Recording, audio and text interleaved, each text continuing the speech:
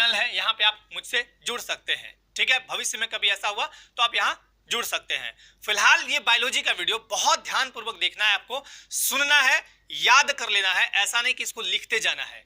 कोशिश करिएगा कि मेरे वीडियो खत्म होने के पहले आपको लगभग चीज आपके माइंड में आ जाए, और मेरी कोशिश भी यही रहेगी कि मैं आपको चीजें याद कराते चला जाऊं। ठीक है, तो चलिए वीडियो स्टार्ट करते हैं। सबसे पहले बायोलॉजी क्या है? जीव विज्ञान। जीव विज्ञान का पिता या जंतु विज्ञान, जीव विज्ञान और जंतु विज्ञान दोनों का पिता कौन है? अरस्तु हैं।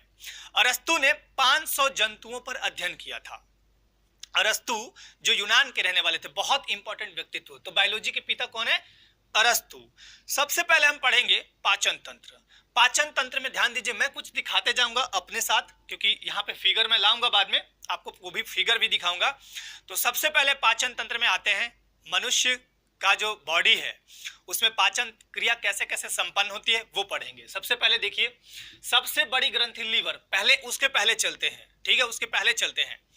आप जैसे ही कुछ खाते हैं, आप मान लीजिए रोटी खाए तो रोटी टूटा, रोटी टूटने के बाद यहाँ पे मुंह में लार से मिला।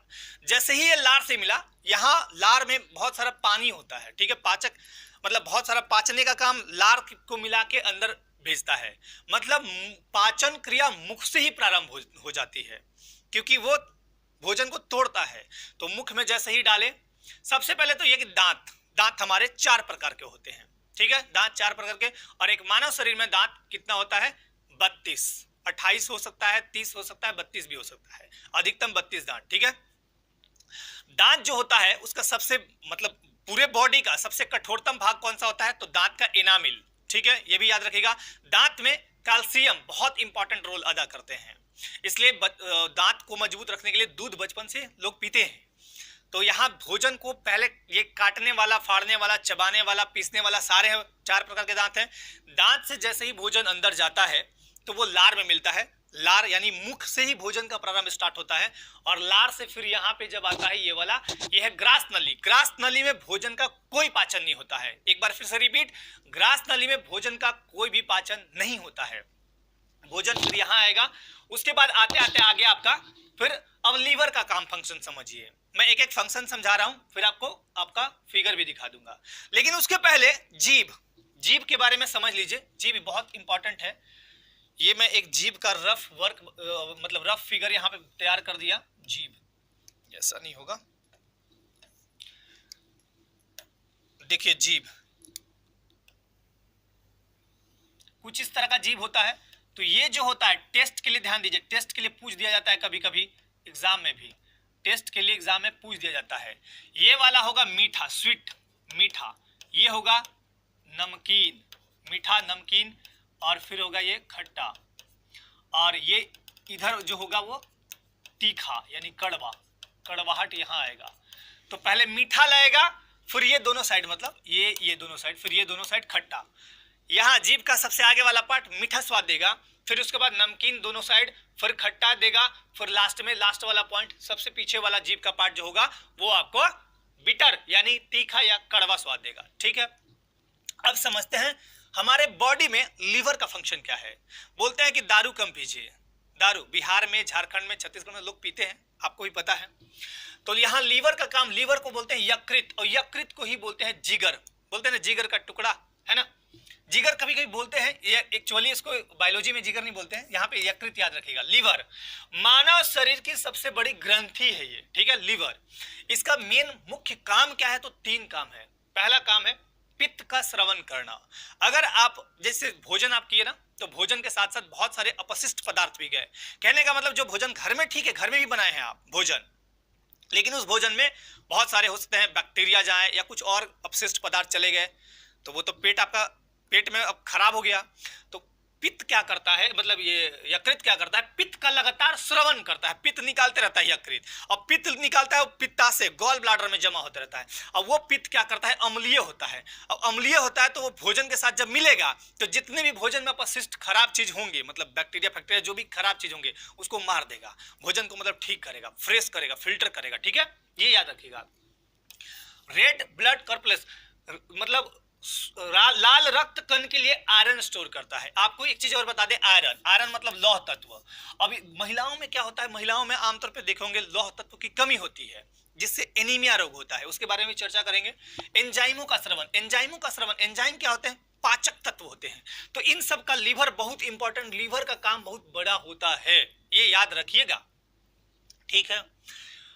उसके पहले लीवर के पहले आपको मैंने बताया दांत के बारे में, जीभ के बारे में। एक चीज और याद रखिए, मानव का जो ब्रेन है, अभी तो हम पाचक पढ़ रहे हैं हालांकि, लेकिन बता देता हूं, ये कभी कभी एग्जाम में बहुत पूछ देता है लाइटली क्वेश्चन। मानव का जो ब्रेन है उसका जो औसत जो भार है वो आप याद रखिएगा 1400 ग्राम के आसपास, ठीक है ना। चलिए छोटी आंत, अब आते हैं पार्ट वाइज बांट देते हैं। छोटी आंत, जब भोजन नीचे जाएगा तो फिर छोटी आंत, छोटी आंत के पहले आपका इधर स्टमक में दिखाता हूं मैं, छोटी आंत स्टमक, ये है स्टमक। अमाशय, देखिए अमाशय में प्रोटीन पाचन का प्रमुख स्थान। अब बॉडी में बहुत सारा चीज आप ले रहे हैं, कार्बोहाइड्रेट ले रहे हैं, प्रोटीन ले रहे हैं, वसा ले रहे हैं, है ना। तो प्रोटीन आप लीजिएगा तो उसको पचना भी तो चाहिए। जो चीज, जैसे सेव खा रहे हैं आप, सेव से कार्बोहाइड्रेट मिलता है, सेव खा रहे हैं तो पचना भी तो चाहिए। तो प्रोटीन पाचन का प्रमुख स्थान होता है अमाशय यानी स्टमक। इसके भीतरी दीवारों पर जठर ग्रंथियां जठर रस निकालती हैं, और जठर रस का स्रावन होता है। और जठर रस क्या होते हैं, अम्लीय होते हैं, अम्लीय, और ये पाचक एंजाइम होते हैं अम्लीय। अब आपको एक रफ वर्क समझा देता हूं। ये है आपका 1 2 3 4 5 6 7, ये 7 8 9 से लेके 14 तक। ये अगर 7 रहेगा, 7 तो ये न्यूट्रल रहेगा, न्यूट्रल यानी उदासीन, न्यूट्रल। और 7 से इधर जितना बढ़िएगा क्षारीय होगा, 7 से नीचे जाएगा तो अम्लीय होगा। अम्लीय ठीक है, क्षारीय एक तरह से थोड़ा सा हम लोग के लिए ठीक नहीं होता है। तो अम्लीय मतलब जिसका भी पीएच मान जिसका 7 होगा वो न्यूट्रल होगा, ठीक है ना, न्यूट्रल होगा। और जैसे जल का पीएच मान क्या होगा, जल का पीएच मान 7, तो जल न्यूट्रल है। लेकिन इधर आइएगा तो अम्लीय, जैसे अम्लीय में मतलब ले लें नींबू अम्लीय है। चलिए खैर, तो यहां पे अम्लीय जठर रस श्रवण करती है जो अम्लीय और पाचक एंजाइम जैसे पेप्सिन हो गया। तो यहां से जो अमाशय माने स्टोमक मतलब पेट पूरा पेट नहीं लेना है, एक ऐसा करके भाग होता है, ऐसा करके सिकुड़ा हुआ ऐसा। तो पेप्सिन, हाइड्रोक्लोरिक अम्ल और रेनिन एंजाइम निकलते हैं जो किसको पचाते हैं, तो प्रोटीन को खूब पचाते हैं, ठीक है। उसके बाद ध्यान दीजिए, अग्न्याशय जिसको बोलते हैं पैंक्रियाज, स्टोमक यानी अमाशय और अग्न्याशय यानी पैंक्रियाज। पैंक्रियाज के अंतःस्रावी भाग से इंसुलिन निकलता है, इंसुलिन स्रावित होता है, ठीक है। अब इंसुलिन स्रावित होगा और इसकी कमी से क्या होगा, मधुमेह रोग होगा। इसकी कमी से क्या होगा, मधुमेह या डायबिटीज रोग होगा, जिसको देहात में बोलते हैं चिनिया रोग भी बोल देते हैं, ठीक है। तो इंसुलिन की कमी से होता है। अभी आते हैं फिर यहाँ, देखिए भोजन जब जाएगा अंदर तो कई चरणों से गुजरने के बाद आंत में जाता है। आंत के 2 पार्ट होते हैं, छोटी आंत, बड़ी आंत। भोजन सबसे लंबे समय तक, या यूं कहे कि सब संपूर्ण पाचन बोलिए, छोटी आंत में ही हो जाता है। बड़ी आंत में भोजन पाचन होता ही नहीं है। बड़ी आंत में केवल यही है कि भोजन के खराब पार्ट को कुछ देर तक स्टोर रखेगा, फिर मल द्वारा बाहर निकाल दिया जाता है। चलिए छोटी आंत समझते हैं। स्मॉल इंटेस्टाइन, भोजन आते ही 3 पाचक एंजाइम मिलते हैं, भोजन में मिलेंगे, ठीक है। पहला मिलता है आंत रस, फिर पित्त रस, फिर अग्न्याशय रस। अब देखिए आंत रस में इसको बोलते हैं इंटेस्टाइनल जूस। प्रतिदिन 2 से 3 लीटर आंत रस स्रावित होता है हमारे कहां, मतलब पेट में। आंत रस में उपस्थित जो एंजाइम है वो 2 प्रकार के, मुख्य जो है 2 है, मैंने लिखा है। पहला माल्टेज एंजाइम क्या करता है, माल्टोज को ग्लूकोज में कन्वर्ट करता है। ग्लूकोज से क्या मिलता है आपको, ऊर्जा मिलता है, ठीक है। सुक्रेज एंजाइम जो है वो सुक्रोज यानी चीनी को ग्लूकोज तथा फ्रक्टोज में बदलता है, ठीक। अब सुक्रोज का फॉर्मूला क्या है, C12H22O11। सुक्रोज मतलब चीनी। अब नहीं बोलता है चीनी, रक्त में यदि सुक्रोज यानी चीनी की मात्रा, खाने वाला चीनी मत समझिएगा, ठीक है, ये दूसरी चीनी है। रक्त में यदि सुक्रोज यानी चीनी की मात्रा बढ़ जाएगी तो डायबिटीज होगा। 2 तरीका मैंने बताया, इंसुलिन की कमी से डायबिटीज या मधुमेह रोग होगा, और अगर बॉडी में आपके रक्त में सुक्रोज की मात्रा बढ़ गई तब भी डायबिटीज या ये मधुमेह रोग होगा, ये याद रखिएगा। दूसरे भाग पे चलते हैं। पित्त रस यकृत द्वारा स्रावित होता है, मतलब लीवर द्वारा, और पित्तरस कहाँ, पित्ताशय, एक ब्लैडर टाइप का है। ब्लैडर समझते हैं ना, ब्लैडर जिसमें मिट्टी तेल भर के रखता है ब्लैडर, उसी टाइप का ब्लैडर, यानी पित्ताशय में स्टोर होता है, गॉल ब्लैडर को बोलते हैं, वहां पे जमा हो जाएगा पित्तरस। यहाँ कोई पाचक एंजाइम नहीं है, फिर भी वसा का पाचन नहीं करता है। किसका, वसा का। अब वसा कैसे मिलेगा, मूंगफली खाए आप, उसमें वसा होता है, तेल खाया वसा हुआ, अब मतलब तेल वाला चीज जो भी खाइएगा उसमें वसा मिलता है, तो वसा का पाचन कहाँ होता है, पित्तरस करता है। अग्न्याशय रस यानी पैंक्रिएटिक जूस, पैंक्रिएटिक जूस देखिए इसमें होता है 98% जल। देखिए हमारे ह्यूमन बॉडी में ना मतलब 70% से भी ऊपर जल मिलता है आपको, है ना, तो ह्यूमन बॉडी में जल भी है। 98% यहाँ जल और 2% एंजाइम और लवण, जिनको बोलते हैं सोडियम बाइकार्बोनेट। सोडियम बाइकार्बोनेट क्या होता है, खाने वाला सोडा। सोडियम कार्बोनेट क्या होता है, धावन सोडा, धावन सोडा। तो चलिए यहाँ 98% जल और 2% एंजाइम और लवण होते हैं, ठीक है, अग्न्याशय रस में। वसा, प्रोटीन, कार्बोहाइड्रेट इस सब को पचाता है, इस सब को पचाता है, इसलिए इसको बोलते हैं पूर्ण पाचक रस, मतलब कंप्लीट डाइजेस्टिव जूस बोलते हैं, ठीक है। और ये पित्तरस क्या पचाता है, केवल बोलता है कि वसा खाली पचाएंगे, बाकी चीज हम ठीका लेके नहीं बैठे हुए हैं। लेकिन अग्न्याशय रस क्या बोलता है कि नहीं, हम सबको पचा देंगे, इसलिए मेरा नाम क्या है, कंप्लीट डाइजेस्टिव जूस। इसमें उपस्थित जो एंजाइम होते हैं, एंजाइम का काम पचाना होता है, तो देखिए एमाइलेज और लाइपेज, इसके अलावा और भी होते हैं, ठीक है, मुख्य रूप से 2। छोटी आंत में भोजन का लगभग संपूर्ण पाचन हो जाता है। यही नहीं, इसके अलावा भोजन सबसे ज्यादा देर छोटी आंत में ही रहता है। बड़ी आंत में आएगा तो भोजन का कोई पाचन नहीं होता है, भोजन कुछ देर के लिए, मतलब भोजन का जो खराब पार्ट है वो रुका और फिर मल द्वार से बाहर निकल जाता है। अमाशय मैंने आपको बता दिया था, अग्न्याशय, अग्न्याशय पैंक्रियाज ये भी बता दिया है। चलिए आगे बढ़ते हैं। भोजन के मुख्य पोषक तत्व जो आपको लेना चाहिए। अब भोजन में ठीक से नहीं, अगर आप समय से भोजन नहीं कीजिएगा, ठीक से समय जो भोजन में आपका रिक्वायरमेंट है अगर वो नहीं लीजिएगा, तब भी आपकी तबीयत खराब होगी, जिसके फलस्वरूप कई रोग आपके बॉडी में हो जाएंगे। भोजन के मुख्य पोषक तत्व मैंने एक एक लिखा है। पहला वसा, वसा आपको क्या देगा, वसा से आपको बॉडी को ऊर्जा मिलेगी, बॉडी को ऊर्जा मिलती है। जैसे मूंगफली खाए, है ना, तेल वाला कोई तेलीय चीज खाए, घी खाए, तो इस सबसे क्या मिलेगा, वसा मिलेगा।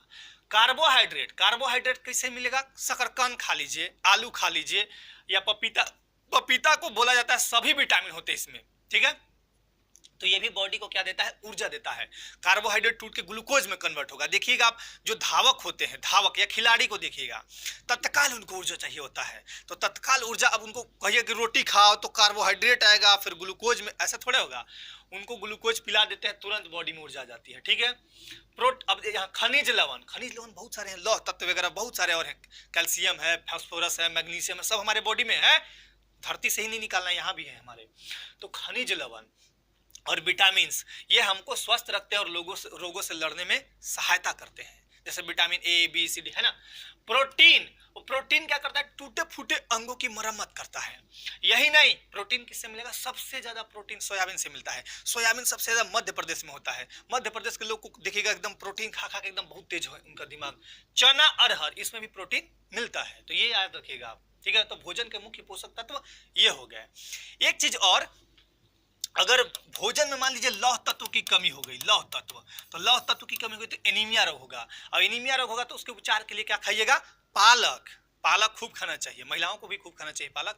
मड़ुआ, मड़ुआ का नाम आप खैर सुने होंगे, पता नहीं, मड़ुआ, मड़ुआ में पालक बहुत होता है। अब देखिए यहाँ पे मैंने लिखा विटामिन, रासायनिक नाम, अभाव से रोग स्रोत, बहुत ही इंपॉर्टेंट। आपको देखने में लगा होगा कि पता नहीं क्या है, लेकिन बहुत इंपॉर्टेंट। अब देखिए यहाँ पे कैसे पढ़ेंगे, ए से लेके के तक, ए, बी, सी, डी, ई, के ये विटामिन है। बी के तो कई रूप है, B1, B2, B5, B12 तक है। B12 को साइनोकोबालामिन ऐसे बोलते हैं रासायनिक नाम। खैर, विटामिन ए, इसका रासायनिक नाम रेटिनॉल, ये याद कर लेना है आपको पूरा चार्ट। विटामिन ए का रासायनिक नाम रेटिनॉल। इसकी कमी से होगा रतौंधी या आंख का प्रॉब्लम हो जाएगा, ठीक है। अगर इसको ठीक करना है तो दूध, गाजर, मक्खन। गाजर खाइए, आंख के लिए सबसे उत्तम है, ठीक है। और गाजर पुरुषत्व के लिए भी बहुत इंपॉर्टेंट होता है, पुरुष लोग को तो गाजर खाना चाहिए। गाजर खाइए, कच्चा खाइए, सलाद खाइए, जूस पीजिए गाजर का, या फिर गाजर का हलवा खाइए, जैसे भी लेना है। गाजर बेटर रहेगा, गाजर को कच्चे खाइए, है ना। विटामिन बी और सी, देखिए अब इसको याद करने का तरीका, 2 विटामिन है जो जल में घुलनशील है, बाकी जो विटामिन है वसा में घुलनशील है। देखिए भूमिका चावला का नाम सुने होंगे, भूमिका चावला हीरोइन है, भूमिका चावला। ये एकदम सुंदर दिखती है, डेली नहाती है, डेली नहाती है। क्या करती है, डेली नहाती है भूमिका चावला। भूमिका चावला का अब तो नहाएगी किससे? पानी से। तो जल में घुलती है, माने जल में मिल जाती है, टब में घुस घुस के नहाती है। तो भूमिका चावला बी और सी जल में घुलनशील है। बाकी ए डी ई के अधिक वसा नहीं लेना है। ए डी ई के इसको क्या बोलेंगे, क्या पढ़ेंगे? अधिक। अधिक अधिक वसा आपको नहीं लेना है। तो वसा में घुलनशील विटामिन कौन सा है? अधिक, यानी ए डी ई के। विटामिन बी1 को बोलते हैं थायमिन, रासायनिक नाम। बेरी बेरी रोग होता है इससे, और इसका स्रोत है अनाज, सोयाबीन, दूध, है ना। इसके अलावा और भी बहुत सारे हैं। विटामिन सी जिसको बोलते हैं स्कॉर्बिक एसिड या स्कॉर्बिक अम्ल, यह इससे होता है स्कर्वी या सूखा रोग। ठीक है, स्कर्वी या सूखा रोग अभी दिखाएंगे आपको। खट्टे फल में सबसे ज्यादा विटामिन सी पाया जाता है। देखिए विटामिन सी पूछेगा, अगर पूछा दूध में कौन विटामिन पाया जाता है तो विटामिन सी नहीं पाया जाता है, याद रखिएगा। कभी कभी क्वेश्चन पूछता है कि किसमें विटामिन सी नहीं मिलता है, तो दूध में कभी नहीं मिलेगा विटामिन सी। नींबू, टमाटर, ये सब क्या है? खट्टे विटामिन सी के स्रोत हैं। विटामिन डी, डी का नाम है कैल्सीफेरॉल। इससे क्या होगा? रिकेट्स। अब देखिए रिकेट्स होगा विटामिन डी की कमी से, तो विटामिन डी की कमी से रिकेट्स होगा बच्चों में, लेकिन वयस्कों में क्या होगा? तो ऑस्टियोमेलेसिया, मलेशिया मत चलिएगा है ना। ऑस्टियोमेलेसिया ये वयस्कों में होगा। और ये हमको विटामिन डी चाहिए तो सबसे बढ़िया स्रोत है इसका सूर्य का प्रकाश, और भी चाहिए तो मक्खन वक्खन खाते रहिए, लेकिन सूर्य का प्रकाश is the best. Vitamin E का नाम है टेकोफेरोल। ये कम पूछता है लेकिन याद करना है। त्वचा और जनन शक्ति में कमी होना, इसका स्रोत है बादाम, मूंगफली, तेल, ये सब खाइए, है ना। विटामिन के, हाँ बहुत इंपॉर्टेंट, विटामिन के तो बहुत इंपॉर्टेंट।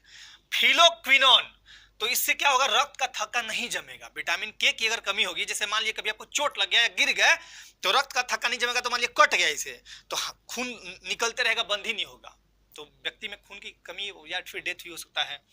इसका स्रोत है अंडा, दूध, हरी सब्जी, यकृत, है ना। अब विटामिन के को देखिए, रक्त स्राव रोधी बोलते हैं, माने रक्त के स्राव को रोकता है ये। यकृत में प्रोथ्रोम्बिन निर्माण के लिए आवश्यक होता है। लीवर में प्रोथ्रोम्बिन का निर्माण करता है, और प्रोथ्रोम्बिन क्या करता है? रक्त का थक्का जमाने के लिए जरूरी होता है। तो कभी आपके एग्जाम में अगर पूछा जाए कि रक्त का थक्का जमाने में कौन सहायक है, विटामिन के, विटामिन के नहीं दिया, प्रोथ्रोम्बिन दिया, तो प्रोथ्रोम्बिन आंसर कर लीजिएगा। तो ये आप डाटा याद कर लीजिएगा अच्छे से। अब देखिए यहाँ कुछ रोग लिए हैं, है ना। अत्यधिक नमक खाइएगा, हो गया, अत्यधिक अगर नमक आप खाइएगा तो हाइपर टेंशन होगा, मतलब हाइपर टेंशन, हाइपर मतलब गुस्सा बहुत जल्दी आ जाएगा, और टेंशन मतलब तनाव, इसको बोलते हैं उच्च रक्तचाप। रक्तचाप को हम मापते हैं स्फिग्मोमैनोमीटर में, स्फिग्मोमैनोमीटर से। अब एक सामान्य आदमी का रक्तचाप जो होता है 120/80 होना चाहिए, 120/80, इसको बोलते हैं सिस्टोलिक, और इसको बोलते हैं डायस्टोलिक, ठीक है। नीचे वाले को क्या बोलते हैं? डायस्टोलिक, इसको बोलते हैं 120 HHmg, ठीक है, HHmg, ऐसे ही कुछ करके बोलते हैं। खैर, तो ऊपर वाले को क्या बोलते हैं? सिस्टोलिक, नीचे वाले को क्या बोलते हैं? डायस्टोलिक। ये आपको याद रखना है। रक्तचाप को किस में मापते हैं? स्फिग्मोमैनोमीटर। एक सामान्य व्यक्ति में ब्लड कितना होना चाहिए? तो 5 से 6 लीटर। एक स्वस्थ मनुष्य में ब्लड कितना होना चाहिए? 5 से 6 लीटर। महिलाओं में ब्लड आमतौर पर 1 लीटर कम होता है। तो अगर 5 लीटर किसी पुरुष में है, एक पुरुष का उसी मतलब एक महिला के साथ तुलना कर रहे हैं, तो 5 से 6 लीटर, तो महिला में क्या होगा? 4 से 5 लीटर। चलिए, रक्त की कमी अगर हो जाएगी ब्लड में तो क्या बोलेंगे? रक्तहीनता बोलेंगे, ठीक है। चलिए, मरासमस मतलब होता है सूखा रोग। कम भोजन मिलने पर आपके बॉडी में प्रोटीन और कार्बोहाइड्रेट की कमी हो जाएगी, तो सब सूखने लगेगा, बॉडी सूखने लगेगा, मतलब सूखा हो जाएगा, एकदम पतला दुबला दिखिएगा, एकदम पतला दुबला लकड़ी जैसा हो जाएगा। क्वाशियोरकर, भोजन में प्रोटीन की कमी से वृद्धि रुक जाएगा, पेटवा एकदम टिबरी हो जाएगा, मतलब फूल के टिबरी हो जाएगा, तो उसको क्या बोलेंगे हम? भोजन में प्रोटीन की कमी से वृद्धि रुक जाता है तो पेट फूल जाएगा, पेट एकदम घड़ा जैसा बन जाएगा, ऐसा, है ना। और हाथ पैर बिल्कुल पतले पतले रहेंगे, आपके जैसे हम वैसे रहेंगे। घेंघा, जिसको बोलते हैं ग्वाइटर, आयोडीन की कमी से होता है। ये गला में देखिएगा, गला फूल जाता है ना। एनीमिया या खून की कमी या रक्त अल्पता या रक्तहीनता, जो ही बोलिए, लौह तत्वों की कमी से होती है, और इसका सबसे बढ़िया स्रोत है पालक, इज द बेस्ट। दूसरा सेव, और तीसरा मड़ुआ, ये भी याद आप रखिएगा। चलिए आगे बढ़ते हैं। अब बैक्टीरिया जनित रोग कौन कौन से है? तो टिटनस है, टाइफाइड है, टीबी जिसको क्षय रोग बोलते हैं, उसके अलावा हैजा है, डिप्थीरिया है, प्लेग है ना। जीवाणु, विषाणु यानी वायरस जनित रोग, सबसे पहले कोरोना। ये कोरोना कहां से आया? तो चाइना से आया। है ना। कोरोना चाइना से, चाइना मतलब क्या बोले, चाइना से उत्पन्न हुआ 2019, तो कोविड-19 नाम पड़ गया, कोविड-19 कोरोना, कोविड-19 2019 में। रेबीज जिसको बोलते हैं हाइड्रोफोबिया, कुत्ता काट लेगा तो रेबीज हो जाएगा, ये वायरस वाला रोग है। खसरा, खस खस खस खस करते रहता है, छोटी माता, पोलियो, डेंगू, एड्स, चेचक और हेपेटाइटिस, ये सारे हैं वायरस से होने वाले रोग, ठीक है। अगला है प्रोटोजोआ, प्रोटोजोआ से होता है मलेरिया, मलेरिया मलेरिया जिसके खोज करता थे रोनाल्ड रॉस, रोनाल्ड रॉस, याद रखेगा मलेरिया। अब मलेरिया मादा एनोफिलीज मच्छर काटेगा तब होगा, मादा एनोफिलीज मच्छर, तो प्रोटोजोआ ही। पायरिया, कालाजार, पेचिस और निद्रा रोग, कुछ लोग देखेगा नींदे में चलने लगता है ना। अब एड्स पे आते हैं, एड्स का फुल फॉर्म ये बहुत इंपॉर्टेंट है, पूछता है एग्जाम्स में, एक्वायर्ड इम्यूनो डिफिशियंसी सिंड्रोम, ठीक है। इसका कारण क्या है, तो एचआईवी, एचआईवी क्या है, ह्यूमन इम्यूनो डेफिशिएंसी वायरस, ये वायरस से होता है, ठीक है। अब इसमें होता क्या है कि तो रोगी की प्रतिरक्षा प्रणाली एकदम कमजोर कर देगा। कहने का मतलब कि आपका प्रतिरक्षा प्रणाली कमजोर जब हो जाएगा तो आपको बॉडी में भी बहुत तरह की विकृति आने लगेंगी। और यही नहीं, मतलब जब एड्स हो जाएगा तो उसमें क्या होता है कि टी लिम्फोसाइट, श्वेत रक्त कणिकाएं हैं, उस पर प्रहार करता है, उसको कमजोर करता है, ठीक है। अब इसका जांच कैसे होता है, तो इलिसा टेस्ट कराते हैं, एंजाइम लिंक्ड इम्यूनोसॉर्बेंट एसे, एंजाइम लिंक्ड इम्यूनोसॉर्बेंट एसे। 1 दिसंबर को प्रतिवर्ष हम विश्व एड्स दिवस हम सभी मनाते हैं। चलिए आगे बढ़े। अब आइए दृष्टि दोष आंख में। देखिए नेत्रदान में एक चीज याद रखिएगा, नेत्र में कॉर्निया दान दिया जाता है, कॉर्निया, नेत्र में कॉर्निया हम दान देते हैं अगर दान देना हो तो।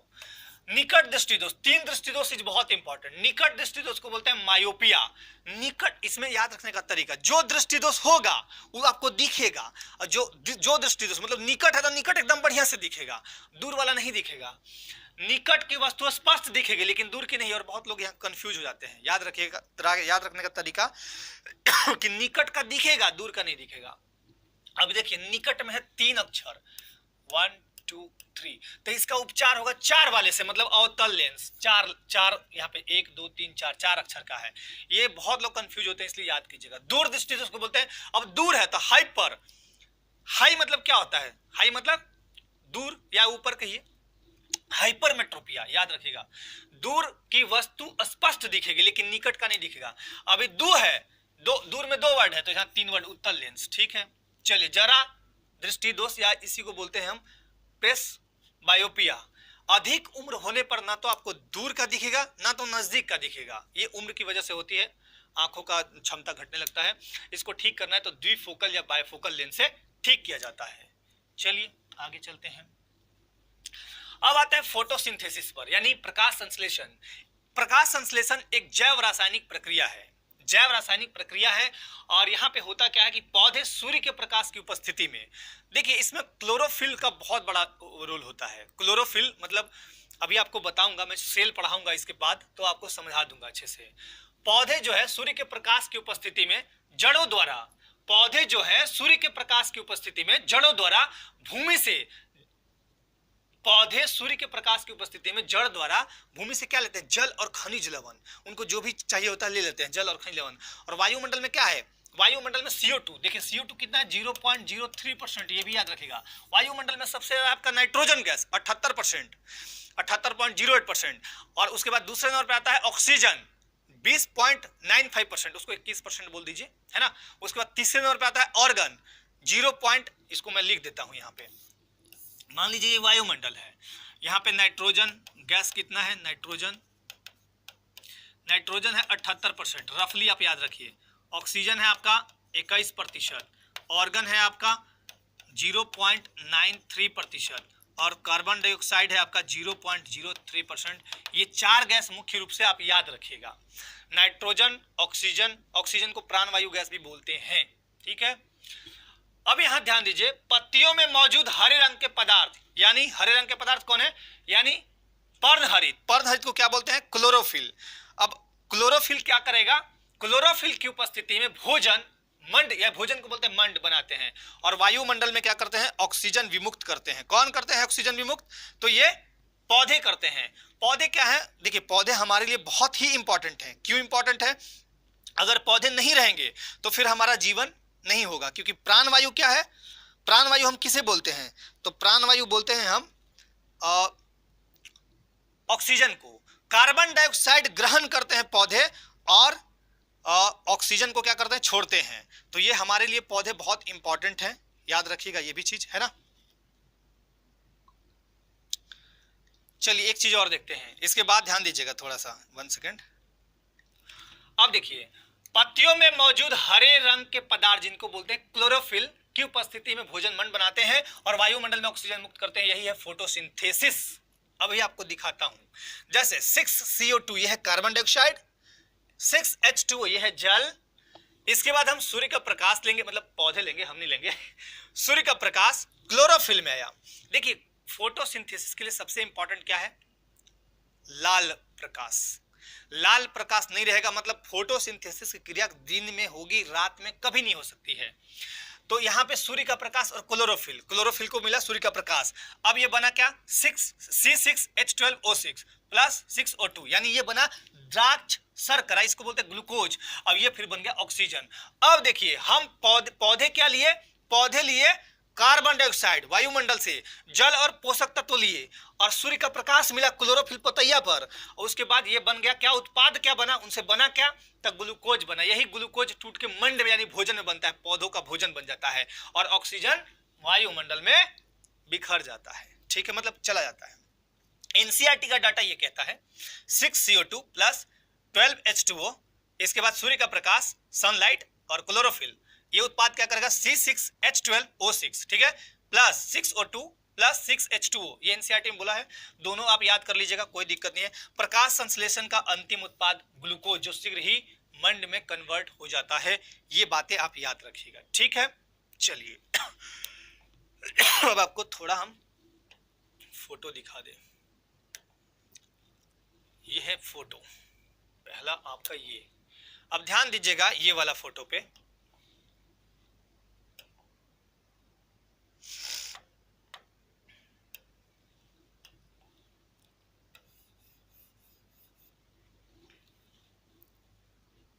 पहला वाला देखिए, हम मानव पाचन के प्रमुख भाग और ये अंग और भाग दिखाया है, मुख दिखाया है, जीभ दिखाया है, ग्रास नली यही है, ये ग्रास नली है ना। थोड़ा मैं जूम कर दूं इसको,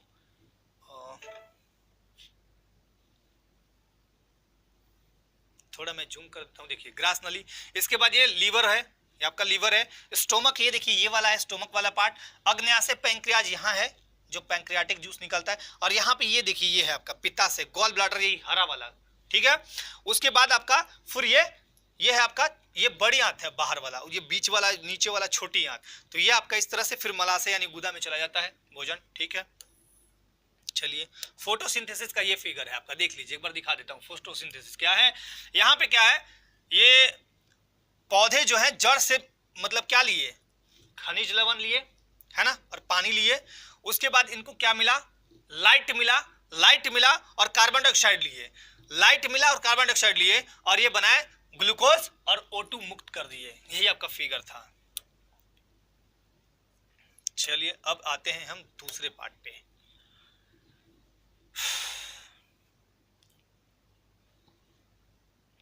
ये है आपका सेल का पार्ट।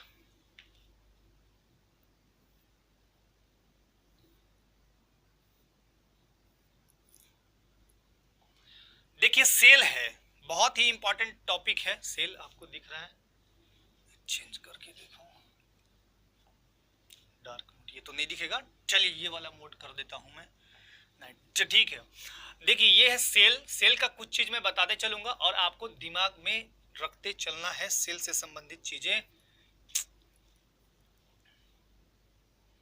कोशिका है ना, कोशिका। अब देखिए कोशिका, सबसे पहले सबसे इंपॉर्टेंट पॉइंट पे चलते हैं।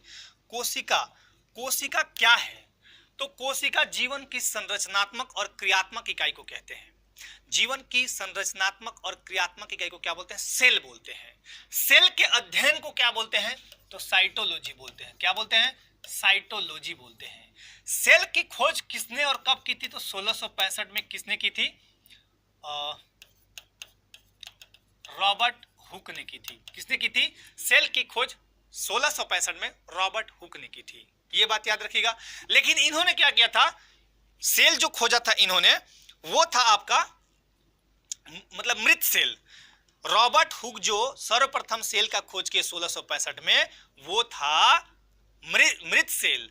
लेकिन सबसे पहले जीवित सेल को किसने खोजा था? सबसे पहले जीवित सेल तो इसको खोजने वाले थे ल्यूवेनहॉक। कौन थे? ल्यूवेनहॉक। जीवित सेल को सबसे पहले किसने खोजा? ल्यूवेनहॉक ने। सेल में एक बीच में होता है आपका केंद्रक, देखिएगा केंद्रक। अब केंद्रक का खोज करता 1831 में रॉबर्ट, इनका नाम था रॉबर्ट ब्राउन। 1831 में जो रॉबर्ट ब्राउन 1831 में जो सेल का केंद्र खोजा, उनका नाम क्या था? Robert brown. सेल का जो केंद्र होता है वो कोशिका का नियंत्रण केंद्र होता है, कंट्रोल करता है वहां। यही नहीं, उसमें क्या होता है? गुणसूत्र और जीन होते हैं। चलिए वो सारा चीज समझाएंगे। सबसे पहले इनको मिटा लूं। तो ये सारी बातें याद रखिएगा। सेल के खोजकर्ता कौन है, क्या है? सेल के खोजकर्ता कौन है? 1665 में किसने खोजा था? 1665 में खोजा था रॉबर्ट हुक ने। ठीक है, चलिए अब आगे बढ़ते हैं। कोशिका से संबंधित एक चीज और आप याद रखिएगा। कोशिका को समझने से पहले एक चीज आपको ये भी याद रखना चाहिए। देखिए यहां पे समझाते हैं। यह सेल नहीं दिख रहा है, यह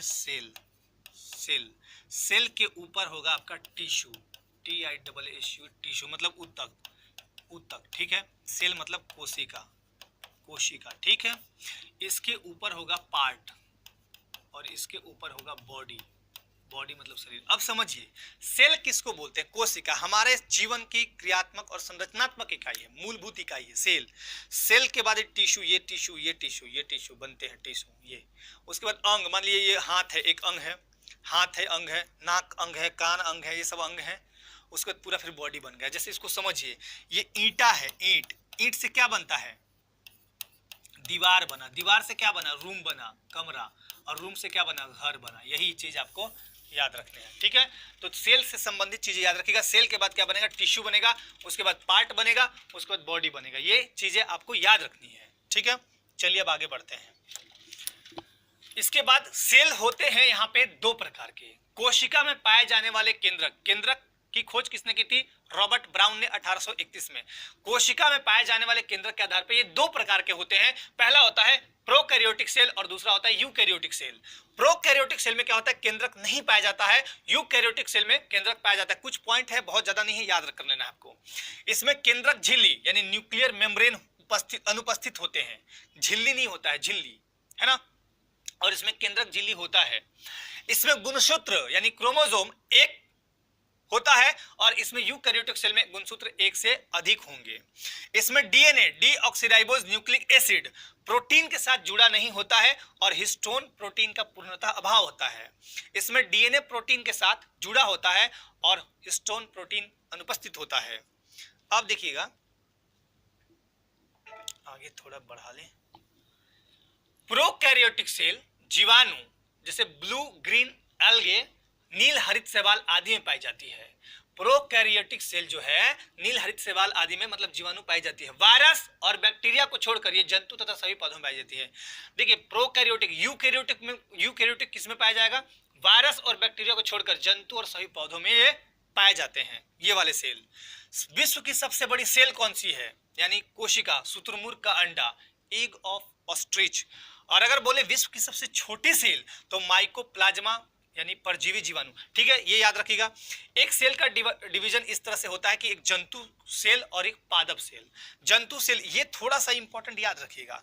कोशिका भित्ति यानी सेल वाल, दीवार, जंतु को दीवार चाहिए, सेल वाल चाहिए, और यहाँ पे कोशिका भित्ति जंतु कोशिका के लिए सेल भित्ति नहीं होता है, और पादप मतलब पेड़ कोशिका के लिए, मतलब पादप यानी पेड़ में जो सेल बनता है उसमें कोशिका भित्ति पाई जाती है, यहाँ जंतु में नहीं पाई जाएगी।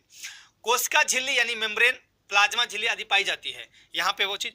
इसमें लवक यानी प्लास्टिड्स नहीं होते हैं, और पादप कोशिकाओं में लवक जैसे हरित लवक को बोलते हैं क्लोरोप्लास्ट। ये बहुत इंपॉर्टेंट है, ये चीज आपको याद करना है। जो प्रकाश संश्लेषण के लिए महत्वपूर्ण है, क्लोरोप्लास्ट, हरित लवक नहीं होंगे तो प्रकाश संश्लेषण होगा नहीं, क्योंकि इसी के कारण पत्तियों का रंग हरा होता है। अगर ये नहीं होंगे तो रंग क्या हो जाएगा? पीला। चलिए दिखाता हूं। हरित लवक, यहां देखिए, ध्यान से देखिएगा इसको। हरित लवक, हरित लवक को बोलते हैं क्लोरोप्लास्ट। यह पर्णहरित यानी क्लोरोफिल की उपस्थिति के कारण हरे रंग का होता है। यह प्रकाश संश्लेषण की क्रिया का केंद्र है, सेंटर। यह पर्णहरित की उपस्थिति के कारण हरे रंग का हरित लवक जो होता है, हरित लवक में क्या होगा आपका, पर्णहरित की उपस्थिति के कारण। चलिए लाइसोसोम, लाइसोसोम क्या है, अभी सेल का फोटो मैं एक बार दिखा देता हूं, देन इस पे चलता हूं। सेल का फोटो एक बार आपको दिखाता हूं, ये है आपका, ये है आपका लाइसोसोम। अभी मैं फिर से एक बार फिगर पे आऊंगा कि ये फिगर दिख नहीं रहा होगा ठीक से आपको। लाइसोसोम, राइबोसोम, माइटोकॉन्ड्रिया, सारे के बाद में कोशिका द्रव्य क्या है, थोड़ा थोड़ा सारे के बारे में डिटेल करेंगे, लेकिन उसके पहले यहाँ पे देख लें। चलिए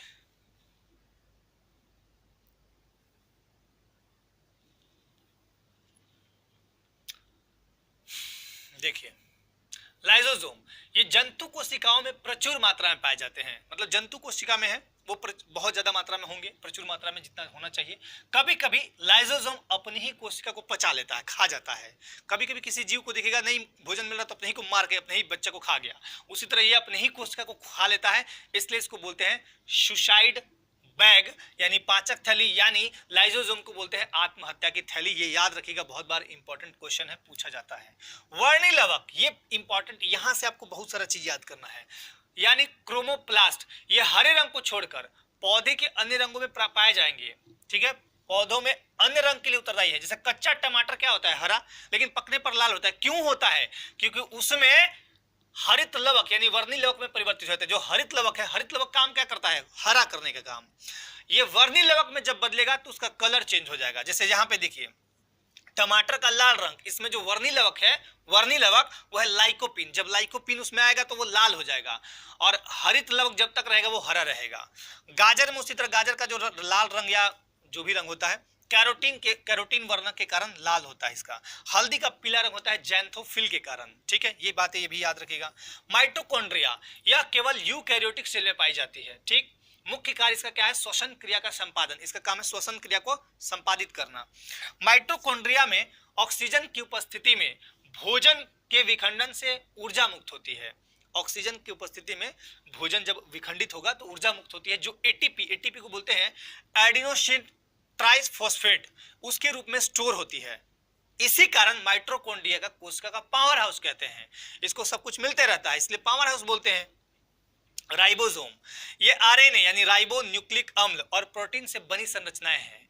ये राइबोसोम जो है आरएनए और प्रोटीन से मिलकर बनती है, जिन पर कोई आवरण नहीं होता है।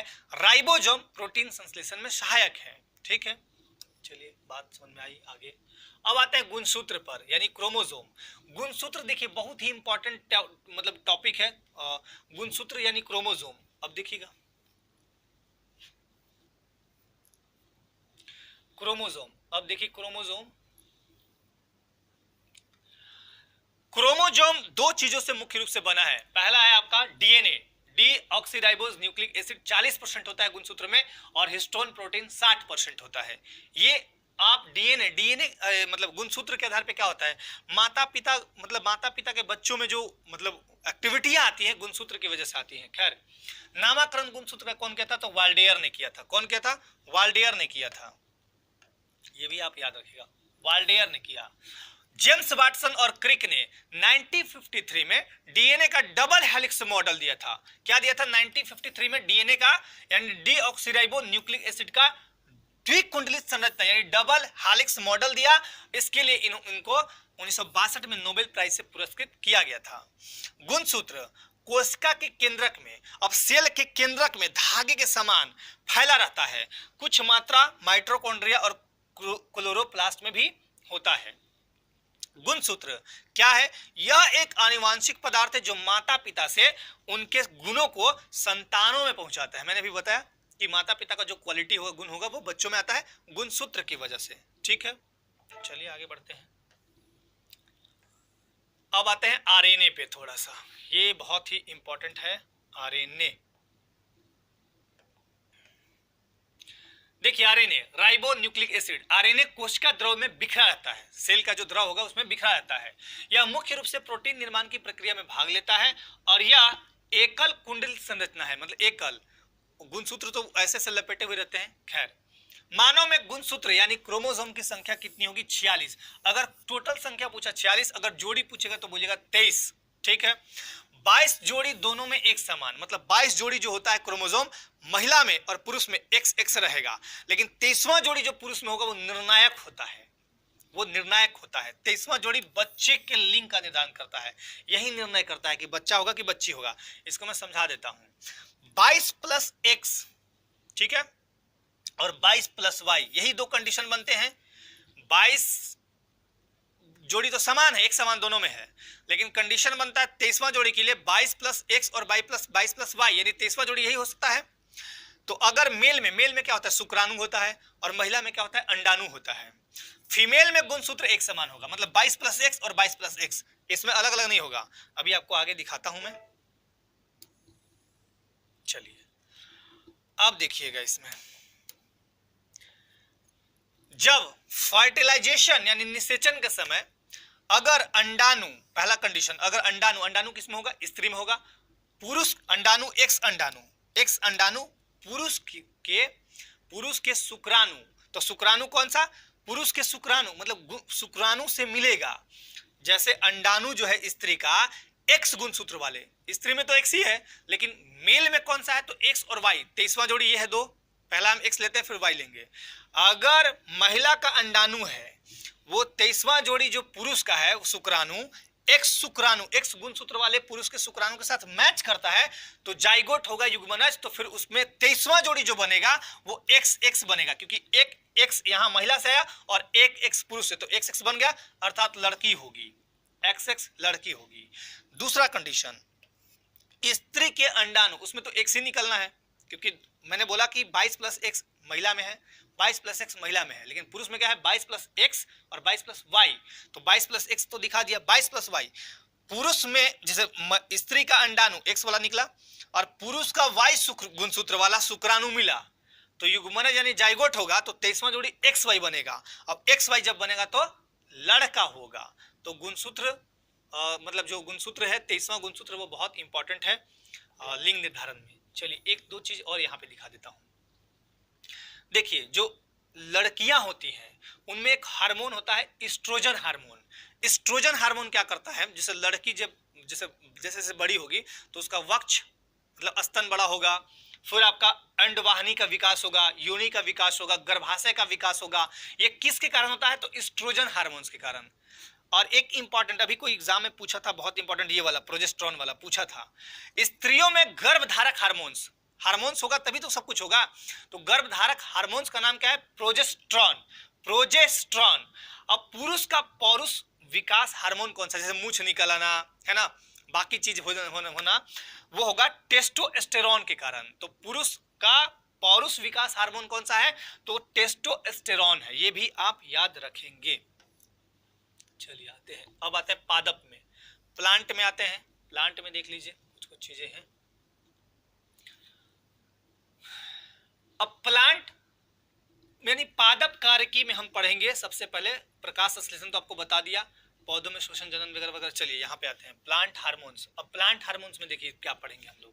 पादप हार्मोन्स दो टाइप के होंगे, एक तो होगा पौधे की वृद्धि दर बढ़ाने वाला हार्मोन्स जैसे ऑक्सिन, जिब्रेलिन, साइटोकाइनिन, और दूसरा होगा पौधे की वृद्धि दर कम करने वाला हार्मोन यानी एथिलीन, एब्सिसिकम। ठीक है, चलिए यहाँ पे देखते हैं। पौधे की जैविक क्रियाओं के बीच समन्वय स्थापित करने वाला रासायनिक पदार्थ हार्मोन्स होते हैं। ठीक है, ये पौधे की वृद्धि और अनेक मेटाबॉलिज्म क्रियाओं को कंट्रोल करते हैं। ठीक, अब हार्मोन्स दो टाइप के हैं, एक एक करके अध्ययन कर लेते हैं। पहला है ऑक्सिन हार्मोन। यह सबसे महत्वपूर्ण पादप हार्मोन है। पादप मतलब पेड़ पौधे, ठीक है, क्योंकि यह पौधे के ऊपरी सिरा पर बनता है, पौधे के ऊपर वाले भाग पर बनता है और कोशिकाओं की वृद्धि को नियंत्रित करते हैं। ऑक्सिन कुछ पौधों में फूलों को खिलाने में प्रेरित करता है। देखिए, ऑक्सिन हार्मोन होगा, फूल को खिलाएगा, हार्मोन होगा ही नहीं तो खिलेगा ही नहीं। यह पौधों के फल और पत्ती को शुरुआती अवस्था में गिरने से बचाता है, इसलिए सबसे इंपॉर्टेंट है। अगर पौधे में जैसे मान लीजिए केला देखे होंगे, केला का फूल लगता है, तो ये हार्मोन होगा ही नहीं ना, तो सब गिर जाएगा फूल, फिर लगेगा ही नहीं कुछ। ऑक्सिन की अधिक मात्रा अगर हो गई प्लांट्स में तो तने की वृद्धि होगी, ठीक है। और ऑक्सीजन की कमी होगी, मतलब ऑक्सीजन की मात्रा में कमी हुई तो जड़ की वृद्धि होगी, ये भी याद रखिएगा। ऑक्सीजन देखिएगा, कायिक जनन, कायिक जनन किसको बोलते हैं? कायिक जनन गुलाब के कलम से जैसे नया पौधा लगाना गुलाब का, उसी को बोलते हैं कायिक जनन। तो ये मतलब कायिक जनन में ऑक्सीजन महत्वपूर्ण भूमिका भी दिखाता है। दूसरा है साइटोकाइनिन, कोशिका विभाजन की दर को बढ़ाता है। कोशिका विभाजन जो होते हैं 1 से 2, 2 से 4 ऐसे करके उसकी दर को बढ़ा देता है, स्पीड को बढ़ाता है। साथ ही साथ पौधों के अंग निर्माण को नियंत्रित करता है। जो अंग बनते हैं पौधे के उनको नियंत्रित करने का काम करता है।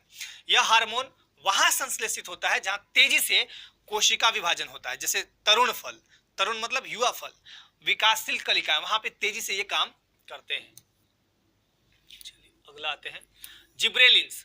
जिब्रेलिन्स में देखिए यह हार्मोन पौधे के ऊपरी सिरों और भ्रूण में बनता है, भ्रूण में बनता है और इसके सभी भाग में वृद्धि करता है। ठीक है, ये पौधे की लंबाई में वृद्धि करते हैं। लंबाई, अगर ये हार्मोन नहीं रहेगा तो पौधा इतना का इतना रहेगा, और अगर रहेगा तो धीरे धीरे बढ़ेगा। और पेड़ की जरावस्था यानी वृद्धावस्था को रोकता है, पेड़ को जल्दी मतलब जवान बनाए रखता है ये। अब आता है दूसरे टाइप का हार्मोन, पौधे की वृद्धि दर कम करने वाले हार्मोन। कम कौन कौन करते हैं? तो ये देखिए इथिलीन, इसका कार्य है कच्चे फलों को पकाना। बहुत बार पूछा जाता है इथिलीन का प्रयोग कहां करते हैं? कच्चे फलों को पकाने में, यह गैसीय अवस्था में होता है। ठीक है। और दूसरा है एब्सिसिक अम्ल, कोशिका विभाजन को यह रोकता है, इसे वृद्धि निरोधक हार्मोन कहते हैं, वृद्धि को रोकता है। ठीक। अब पादप अंग में बहुत इंपॉर्टेंट ये वाला चीज है जड़। पहला पौधे का जो अंग है वो पहला अंग है जड़। जड़ में ध्यान दीजिए, इसका काम क्या है? रूट का। पहला रूट का काम क्या होता है? जड़ को मतलब पौधे को सहारा देना, और दूसरा है भूमि से जल और पोषक तत्वों का अवशोषण करना। अभी मैंने फोटोसिंथेसिस में बताया भी है। जड़ यानी मूल 3 प्रकार के होते हैं। पहला मूसला जड़ यानी ट्रैप रूट, ये सब आपको याद कर लेने हैं, ये सब क्वेश्चन पूछ देता है। इसको बोलते हैं प्राथमिक जड़, मतलब मूसला जड़ किसको बोलते हैं? तो मूसला जड़ बोलते हैं प्राथमिक जड़, और इसकी शाखा को मिला दीजिए तो मूसला जड़ बन जाएगा, जैसे सरसों का पौधा। दूसरा है रेशेदार या झकड़ा जड़, झकड़ा जड़। फाइब्रस रूट, तने के आधार से निकलने वाली जड़, मतलब तना है उसके आधार से निकल गया जड़, उसको बोलते हैं झकड़ा जड़, जैसे गेहूं का पौधा। तीसरा है एडवेंटियस रूट यानी अपस्थानिक जड़, इसमें मूल पौधे के अन्य भाग से निकलती है, मतलब जड़ जो है पौधे के अन्य भाग से निकलेगा जड़, न कि मूलांकुर से। मूलांकुर मतलब जैसे दाना होता है ना, जैसे चना, उसका दाना से नहीं निकल के दूसरे भाग से निकलेगा, जैसे बरगद, घास इत्यादि। अब आता है जड़ का रूपांतरण। देखिए जड़ का रूपांतरण, यहाँ पे ध्यान दीजिएगा, जड़ का रूपांतरण, मूसला यानी मतलब जड़, मुख्य जड़ों का रूपांतरण मतलब मुख्य रूप से ये है। ठीक है, जड़ का रूपांतरण इस तरह से 4 भाग में मैंने किया है। पहला है शंक्वाकार, देखिए शंक्वाकार, ये फिर तर्क रूप, फिर गांठदार, फिर कुंभी, पूछता है क्वेश्चन ये शंक्वाकार। शंक्वाकार मतलब शंकु के जैसा रहेगा, इसको बोलते हैं कोनिकल। ये गाजर, गाजर ऐसा ही होगा, गाजर का पूछ देगा ना कि शंक्वाकार जो जड़ है उसका उदाहरण दीजिए, तो याद रखिएगा गाजर। फिर तर्क रूप यानी फ्यूजिफॉर्म में इस तरह से कुछ देखिएगा आप, मूली थोड़ा सा डिस्को का डांस करता है, टेढ़ा टेढ़ा ऐसे करके, हल्का सा, ज्यादा नहीं हल्का, तो उसको मूली बोलेंगे तर्क रूप को। और गांठदार, गांठदार में देखिएगा आप कभी क्या नाम है इसका, हाँ शकरकंद, शकरकंद को देखिए गांठ गांठ ऐसे बन जाता है गोल गोल, तो उसको बोलते हैं ट्यूबरस, शकरकंद। और एक ये है बीट जैसा दिखेगा आपको, कुंभी रूप यानी नेपिफॉर्म यानी सलजम, है ना ये बीट। तना में आते हैं स्टेम। स्टेम का कार्य क्या है? शाखाओं को फैलाना। तना क्या करता है? शाखा को, ब्रांच को फैलाता है। फूल, फल और पत्ती को संभाल के रखता है तना। ठीक है। पौधे में जल का संवहन कौन करता है? तो जाइलम, बहुत इंपॉर्टेंट। पौधे में भोजन का संवहन कौन करता है? तो फ्लोएम, ये भी याद रखिएगा। अब अंडरग्राउंड स्टेम कौन से हैं? यानी भूमिगत तना।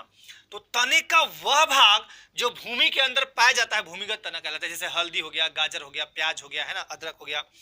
तने का रूपांतरण अब ये 4 टाइप से किया है, और यहां से क्वेश्चन बहुत बार पूछ देता है और बहुत लोग कंफ्यूज होते हैं। कंद यानी ट्यूबरस, आलू है कंद। सल्क कंद यानी बल्ब, सल्क, सल्क मतलब जानते हैं एक परत के बाद दूसरा परत के बाद तीसरा ऐसे निकलेगा। प्याज और लहसुन, देखिएगा लहसुन और प्याज को निकालिएगा तो एक परत 2 परत ऐसे निकलेगा, सल्क कंद। घन कंद यानी कॉर्न, कॉर्म, अरबी और जमीकंद। और प्रकंद, रिजोम, अदरक और हल्दी हैं। अब इसको ट्रिक एक मैं बना दिया हूं, आओ पिया अब हल्के से, आओ पिया अब हल्के से, याद रखिएगा, याद हो जाएगा। आ से आलू, ओ से ओल, पिया से प्याज, अ से अदरक, ब से बांडा, हल से हल्दी और के से केसर। ये सारे तना के रूपांतरण है। पूछ जाएगा कि प्याज क्या है? तो तना। अदरक क्या है? तना। ओल क्या है? तना। आलू क्या है? तना। तो ये याद रखिएगा, आलू जड़ नहीं है, तना है। अब आइए पुष्प में। पुष्प में बहुत सारा चीज नहीं, दो चीज याद रखना है। फ्लावर या पौधे का प्रजनन अंग होता है, इससे पौधे में लैंगिक प्रजनन होता है। मुख्य रूप से 4 भाग है, बाह्य दलपुंज, दलपुंज, ये 2 आपको याद करना है। पुमंग बोलते हैं नर जनन अंग को और जयांग बोलते हैं मादा जनन अंग को पौधों में। ठीक है, फ्रूट में आते हैं। अब फ्रूट में अभी पूछा था क्वेश्चन बीपीएससी में, कूट फल यानी असत्य फल और सत्य यानी वास्तविक फल, फॉल्स फ्रूट और ट्रू फ्रूट किसको बोलते हैं? देखिए, वास्तविक फल या सत्य फल अंडाशय से निर्मित होने वाला फल, अंडाशय में जो निर्मित होगा अंडाशय से, उसको बोलते हैं वास्तविक फल, जैसे आम और जामुन। इसके अलावा और भी फल हैं। असत्य फल या झूठा फल या कूट फल, ठीक है, वैसा फल जो निषेचन के बाद पुष्पासन में चला जाए, फूल वाले पार्ट में चला जाए, तो वह सत्य फल होगा। फल पुष्पासन में बनता है, ठीक है, जैसे सेव और काजू, ठीक है ना, ये याद रखिएगा। चलिए अब आते हैं आगे। तो ये सारी मुख्य बातें थी और कुछ बचा तो नहीं है, देख लेता हूं एक बार, ये पूरा हो गया, ठीक है। तो बायो मैंने आपके एक वीडियो में कंप्लीट करने का पूरा प्रयास किया है। आप इससे काफी लाभान्वित